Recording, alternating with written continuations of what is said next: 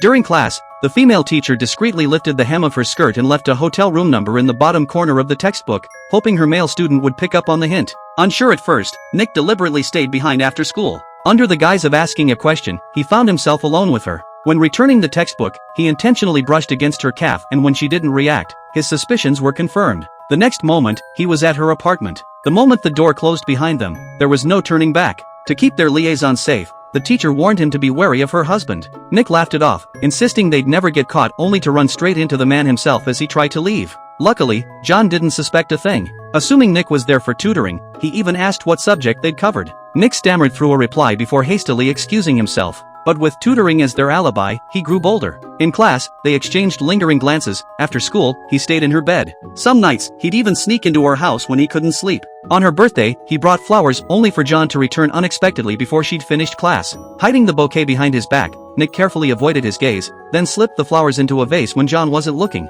The man noticed nothing. They thought their secret was safe, but walls have ears. One morning, Nick woke up in her bed to find her already gone. A note on the pillow explained she'd arranged an excused absence for him. After dozing off again, he brewed coffee while still wearing her old-fashioned silk pajamas, then froze. John sat in the corner, watching. The pajamas told the whole story. Nick braced for a beating, but John showed no anger. Years ago, he'd strayed too, and guilt had haunted him ever since. He'd even turned a blind eye to his wife's affairs. Now, drowning in liquor, he cursed alcohol's influence even as he kept drinking. Nick watched his pained expression, his own guilt swelling. When the teacher urged him to hide in the bedroom as John passed out, he hesitated, then returned moments later to drape a blanket over the man. It was time to end this twisted relationship. He was an adult now.